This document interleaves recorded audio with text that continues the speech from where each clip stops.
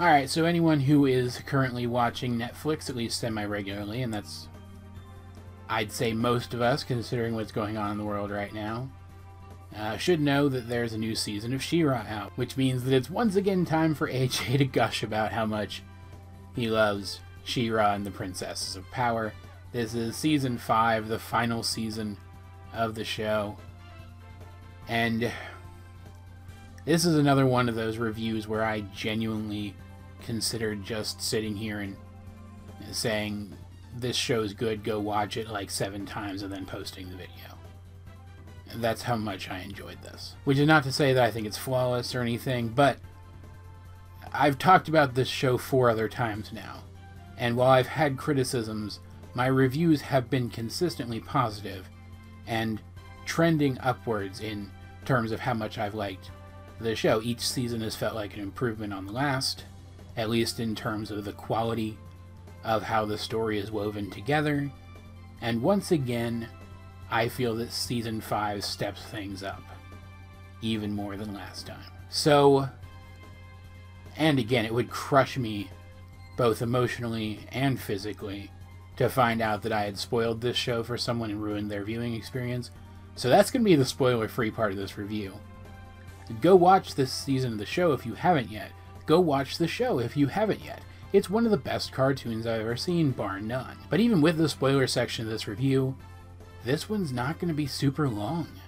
Like, I have some stuff to talk about in a decent amount of detail, but this is the kind of season of television that if you're into this kind of thing to begin with, you just kind of have to experience it for yourself.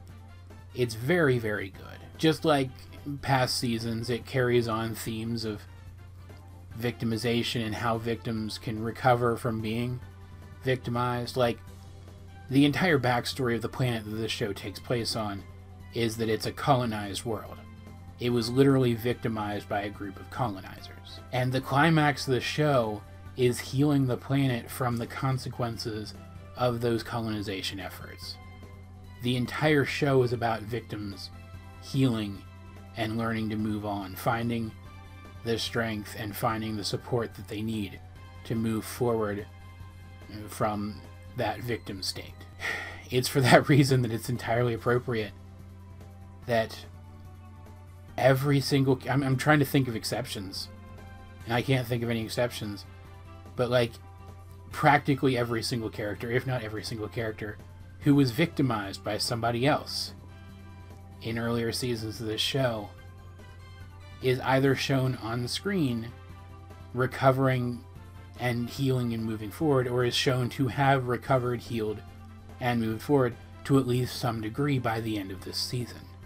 Like, I had somebody, a friend of mine, comment on my Season 4 review that one of the reasons they can't really watch the show is because it hits too close to home for them, seeing the example they used was abusive adults manipulating children or something to that regard. I would honestly suggest that anyone who felt that way about the show up to this point, but liked the concept, watch this season.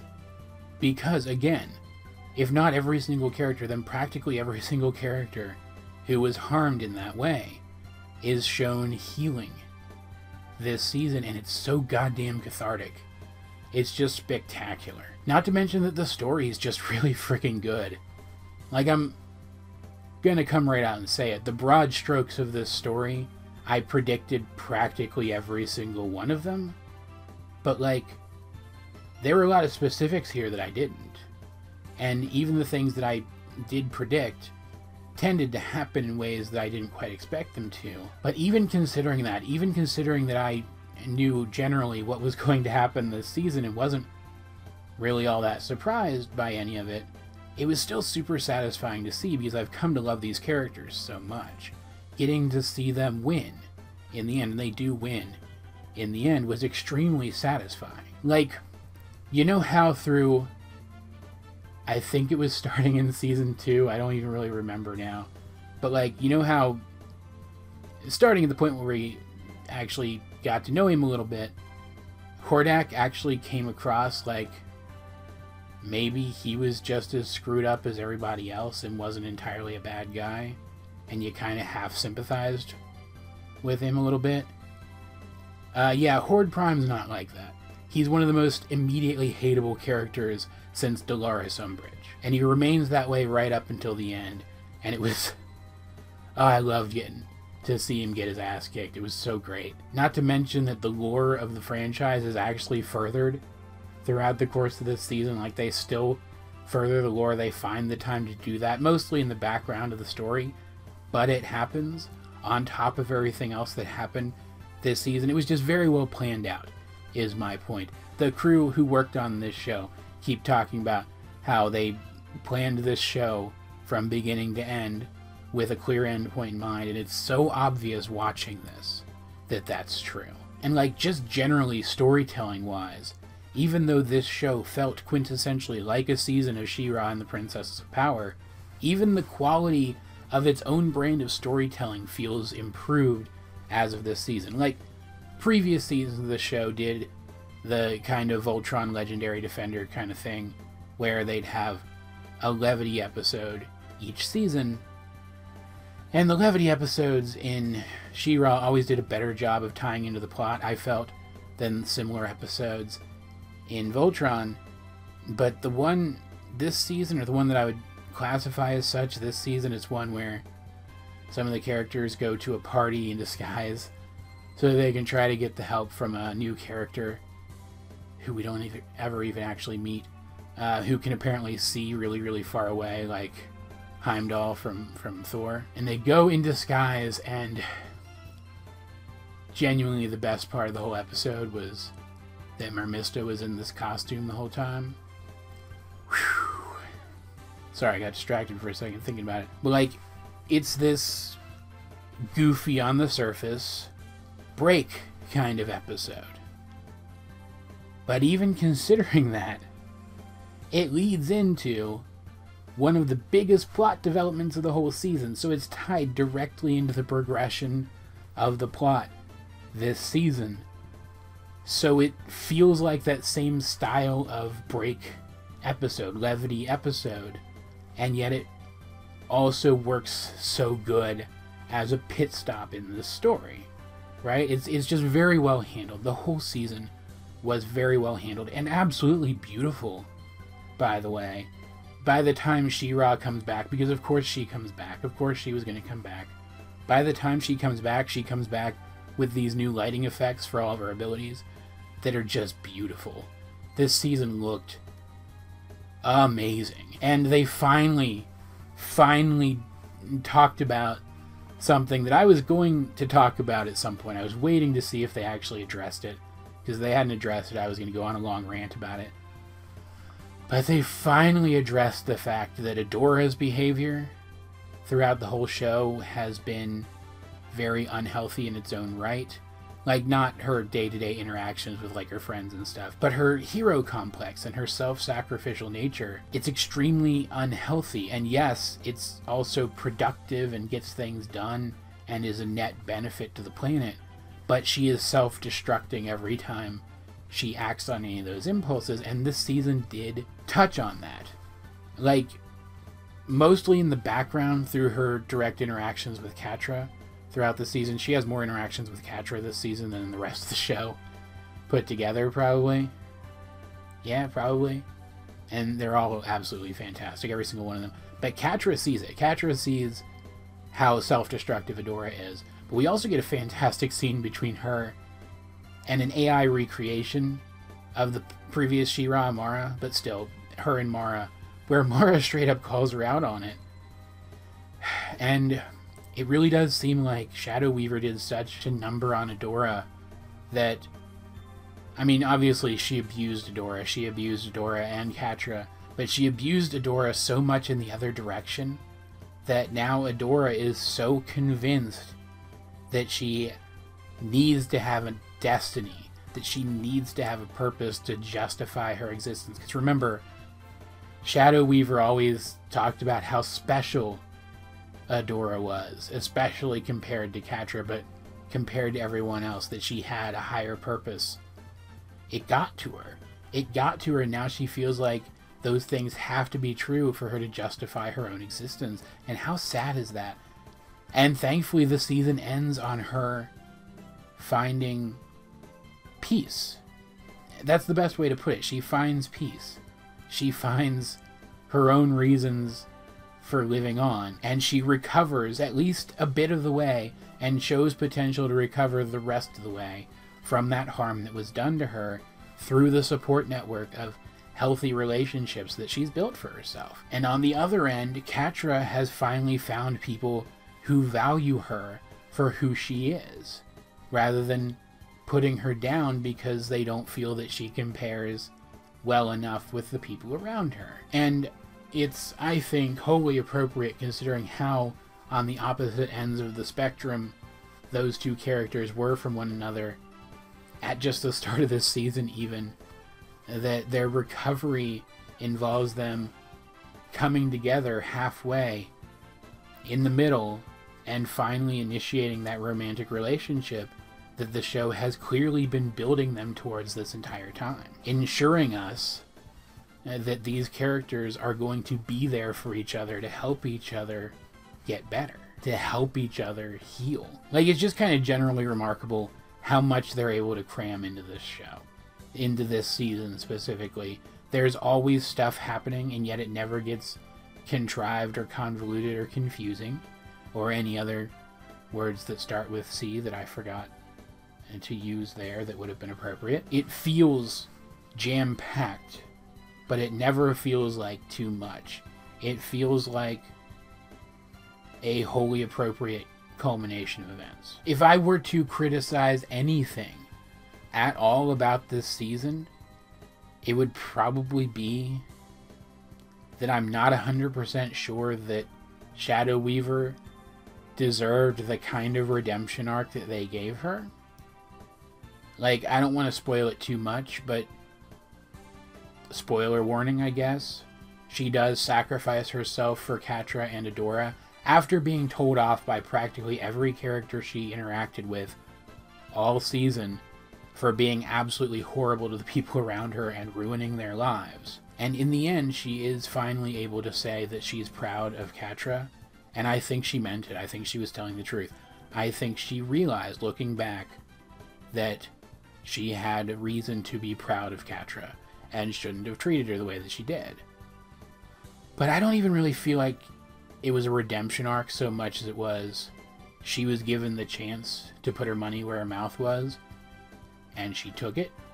Because this whole time, Shadow Weaver has been claiming that she did everything she did for the greater good, that she tried to tap into deeper magics in order to unlock more magical power, in order to make more magical power available to her and the other sorcerers in order to fight the Horde. And then later, she amassed power for herself so that she could eventually save the world. Right? She kept saying that. Like, maybe not in so many words, but she kept claiming that those things were true. And clearly, power was also appealing to her, right? It distracted her, and also she's a very ruthless, straight-to-the-point kind of person, and so she ended up using and manipulating people, but I don't think her intentions were ever harmful. I think she was a bad person, but not a villain, if that makes sense.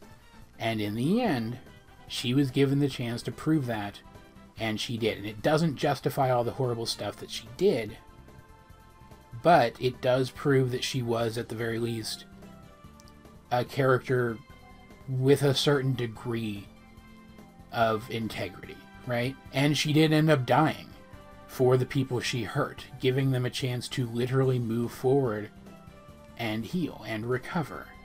It was only because of that sacrifice, in fact, that they were able to move on and heal the planet, which I already mentioned is symbolic of the whole theme of healing that this entire show has been built upon. So if they're going to give her a kind of a redemption arc, I think that's the best way to do it, right? But at the same time, I really, really hate her, and I kind of wish she had died more painfully and less heroically.